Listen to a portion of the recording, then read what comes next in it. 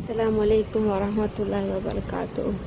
ആദ്യമായിട്ടാണ് എൻ്റെ ചാനൽ കാണുന്നതെങ്കിൽ എല്ലാവരും സബ്സ്ക്രൈബ് ചെയ്യുക. സിഹിർ ഭയമുള്ളതോ, സിഹിർ എങ്ങനെ നമുക്ക് മറികടക്കാൻ പറ്റും എന്നതിനെ കുറിച്ചാണ് ഇന്ന് ഈ വീഡിയോയിൽ പറയാൻ പോകുന്നത്. എല്ലാവരും സിഹിർ അനുഭവിക്കുന്ന ആൾക്കാരും അല്ലെങ്കിൽ എങ്ങനെ സിഹിർ അനുഭവിച്ചിട്ടുണ്ടോ എന്ന് മനസ്സിലാക്കാൻ പറ്റാതെ ബുദ്ധിമുട്ടുന്ന ആൾക്കാർ ഒരുപാടുണ്ട്. സിഹിർ അനുഭവിച്ചിട്ടുണ്ടെങ്കിലും ഇല്ലെങ്കിലും നിങ്ങൾ ഈ ദിക്ർ പതിവാക്കി കഴിഞ്ഞാൽ സിഹിറിൽ നിന്ന് രക്ഷ നേടാൻ സാധിക്കും. അപ്പോൾ ഈ ദിക്ർ പറയുന്നത് ഏറ്റവും മഹത്തായ ഒരു ദിക്റാണ്. സിഹിറിൽ നിന്ന് രക്ഷ ലഭിക്കാൻ പതിവാക്കേണ്ട ഒരു ചെറിയ ഖുർആനി ആയത്താണ് പറയാൻ വേണ്ടി പോകുന്നത്.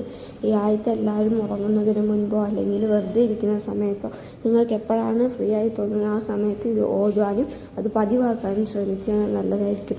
ഈ കാണുന്ന ആയത്ത് കിതാബിൽ കാണാൻ പറ്റും. മഹാനായ ഇബ്നു അബ്ബാസ് റളിയല്ലാഹു അൻഹു തആല പറഞ്ഞ ഒരായത്താണ്. ഈ സൂറത്തുൽ യൂനുസിലെ 81-ാമത്തെ ആയത്ത് പതിവാക്കി കഴിഞ്ഞാൽ എല്ലാവർക്കും സിഹിറിൽ നിന്ന് മോചനം ലഭിക്കാൻ വേണ്ടി സാധിക്കും. അതേപോലെ തന്നെ ഈ കാണുന്ന സൂറത്തുൽ യൂനുസിലെ 81-ാമത്തെ ആയത്ത് നിങ്ങളെല്ലാവരും ഉറങ്ങുന്നതിന് മുൻപോ അല്ലെങ്കിൽ വെറുതെ ഇരിക്കുന്ന സമയമോ എല്ലാ നിസ്കാരത്തിന് ശേഷമോ അല്ലെങ്കിൽ സുന്നത്ത് നിസ്കരിച്ച് കഴിഞ്ഞിട്ട് രക്കത്ത് സുന്നത്ത് നിസ്കരിച്ച ശേഷമോ ഈ ദിക്ർ പതിവാക്കേണ്ടതാണ്. ഉറങ്ങുന്ന സമയം 3 തവണ അല്ലെങ്കിൽ 7 തവണ ഓതിക്കിടന്നാൽ തന്നെ നിങ്ങൾക്ക് ഈ സിഹിർ ഉണ്ടെങ്കിലും ഇല്ലെങ്കിലും അത് നിങ്ങൾക്ക് മറികടക്കാൻ വേണ്ടി സാധിക്കും. നിത്യവും പതിവാക്കി വന്നാൽ സിഹിറിൽ നിന്ന് ദുഷ്ടശക്തികളിൽ നിന്നും മന്ത്രവാദികളുടെ മരണങ്ങളിൽ നിന്നും സംരക്ഷണം ലഭിക്കുമെന്ന് ഇബ്നു അബ്ബാസ് റളിയല്ലാഹു അൻഹു പറഞ്ഞിട്ടുണ്ട്. അപ്പോൾ എല്ലാവരും ദിക്ർ പതിവാക്കുക.